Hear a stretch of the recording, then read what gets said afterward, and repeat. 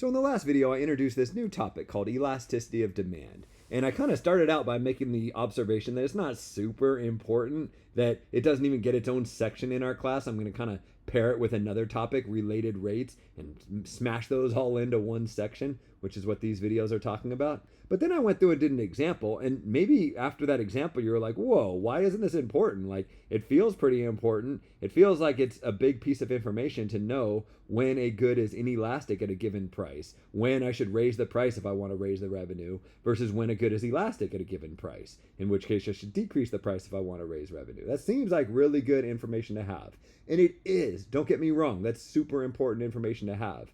However, really what's going on with elasticity of demand is it's just a different way to look at something we already knew.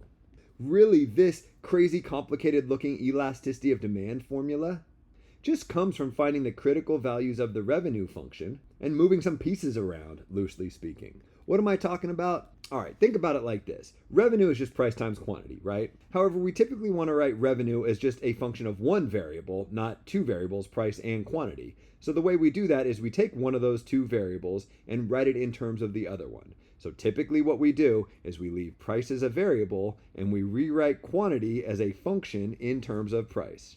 And that's exactly what I did on this line here. If you want revenue as a function of price, what you can say is it's price times quantity, where quantity is a function of price. So don't think this means quantity times price. This is function notation. And you're like, okay, cool, I think I'm following. But how do we maximize revenue? And it's like, well, to maximize anything, we're looking for critical values. And to find critical values, as we learned in the optimization section, we got to look at derivatives. So really, it's not revenue as a function of price that we're interested in. It's the derivative of revenue as a function of price. So really what I want to do is take the derivative of this expression.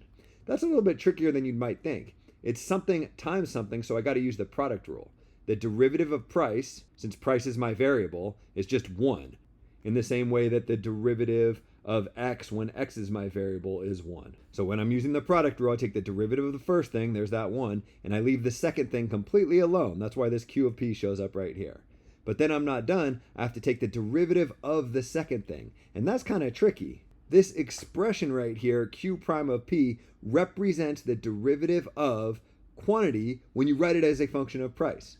I don't know what that expression actually is because I don't know what my demand function is. I don't know what quantity looks like as a function of price. It could be any function that I want. So rather than write it explicitly, I write it implicitly, saying that there's some demand function, and here's the derivative of that demand function. It's easy to get lost in what we're doing, but this was supposed to be the product rule, right? Derivative of p, leave the q thing alone. Derivative of q, leave the p thing alone. It's a little bit tricky, but all this line right here is the product rule, where I'm taking the derivative of revenue. You sticking with me? Because we're almost to the punchline. Remember, the reason we're taking derivatives is because we want critical values. To find critical values, we take the derivative and set it equal to 0. So this is the derivative, 1 times q of p, not q times p, but q of p, this is a function, plus q prime of p times p. This is the derivative. I want to set that equal to 0 if I want to find my critical values. But look what happens if I rearrange terms a little bit. Maybe I subtract all this from both sides of the equation. I got q of p equals the negative of q prime of p times p.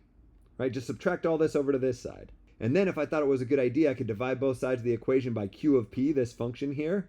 That would leave me with just a 1 on the left-hand side. And on the right side, I'd have negative q prime of p times p divided by q of p. Oh, what are you doing here? You're just moving pieces around. Right, but look at what I figured out. I'm taking my critical values and I'm just algebraically manipulating the expression that comes from setting my derivative equal to 0, the expression that represents the critical values. And if I do that, on one side of the equation, I get exactly my elasticity of demand formula. And on the other side, I get the number 1. Remember from the last video that when your elasticity of demand formula gives you the number 1, we call the good unitary. That means you're charging the correct price in order to maximize revenue. That means your price is at a critical value. Really, all this formula is finding the critical values and rearranging the terms a little bit. It's useful to think about it this way, but we didn't really learn anything new. We're just reusing what we already knew from optimization about critical values. And it doesn't even stop there. Like, think about if you were trying to plot revenue as a function of price. Typically, that graph looks something like this. The idea is if you charge too little, you don't make a lot of revenue, and if you charge too much, you don't make a lot of revenue, but there's some magical price here that allows you to maximize your revenue. That's your critical value right there. If revenue as a function of price has a derivative that's less than 0, think about what that means. It means the slope of this curve is negative. It means we're over on this side to the right of our critical value. When r prime of p is less than 0, we're somewhere over here. We're charging too much money. But a minute ago, I took r prime of p equals 0 and I moved the pieces around and I showed that this equation can be rewritten like this. And in the exact same steps that I did with this equality, I could do that with this inequality, right? Do the exact same steps, except instead of this being equal sign here, here, here, and here, it would be a less than sign here, here, here, and here. And look at what that would give me. It would give me 1 is less than this expression. 1 is less than my elasticity of demand formula. In other words, my elasticity of demand formula is giving me something greater than 1. When my elasticity of demand formula gives me something greater than 1, the good is elastic at that price, and I should decrease the price to raise revenue. That's exactly what this is saying. If I'm over here somewhere where r prime of p is less than 0, I'm charging too much money. If I want to maximize revenue, I have to decrease the price to this value. All of these conclusions that we come up with from elasticity of demand are really just the exact same conclusions that we came to from optimization. We're really just learning a second way to do the exact same thing that you learned how to do a couple of sections ago. I probably lost you in all this derivation and symbols being pushed around, so let me illustrate that with one more example from this section. All right, so assume that we have this demand function here, that the quantity as a function of price is equal to negative 1/5 p squared plus 200. So if you're really good with function transformations, you can even kind of picture what this graph looks like. It's really just our standard parabola, y equals x squared, except we're stretching it by a factor of 1/5, flipping it vertically, and shifting it up 200 units. So loosely speaking, it kind of looks like this. Except instead of x and y, we got a p over here and a q up here. And it doesn't really make sense to charge a negative amount, so we're really just focusing on this half of the graph. And this graph, it's somewhat reasonable, right? Like if the price is really low, the quantity is higher, and as the price increases, well, the quantity decreases. Anyway, suppose that this is our demand function. And what we want to do is calculate the optimal price, and I should be careful here because that's kind of a loaded phrase. When I say optimal price, really I mean to maximize revenue. And as we've talked about before, you don't really want to maximize revenue, right? You want to maximize profit. But for now, suppose optimal means we're trying to maximize revenue. And really, we're going to calculate this optimal price two different ways, using our new methods, the elasticity of demand, and using our old methods, the method of optimization from, 2.8, I guess it was. So, okay, without further ado, if we're going to use elasticity of demand, we better have our elasticity of demand formula, which was given in the previous video. Up here, I'll copy it below for your convenience. Our elasticity of demand for a given price P is equal to negative Q prime of P times P over Q. P is a variable, Q is a function of P, so if you want to write it this way, you can. And by the way, you won't have to have it memorized. I'll provide you with the formula. I just won't tell you what it means. I won't tell you this is the elasticity of demand, P is price, Q is quantity, etc. You'll have to understand all that and how to interpret your answer, but I'll give you the formula with no context. But anyways, if you have this formula and you're given the demand function, it's pretty easy to use this formula. We need to know the derivative of the demand function, so Q prime of P. But the good news is we spent half this class figuring out derivatives. And if we know Q of P, we can certainly figure out Q prime of P. The derivative here, I leave the negative 1/5 out in front because it's a coefficient. The derivative of P squared is 2P, because P is my variable here. And 200 is just a constant, so its derivative is 0. Q prime of P is equal to negative 1/5 times 2P. In other words, negative 2P over 5. In my elasticity of demand formula, I want the negative of Q prime of P. So I have negative 2P over 5. In other words, positive 2P over 5. And I'm multiplying that by P over Q. P is just the variable, so I'll leave it as a P.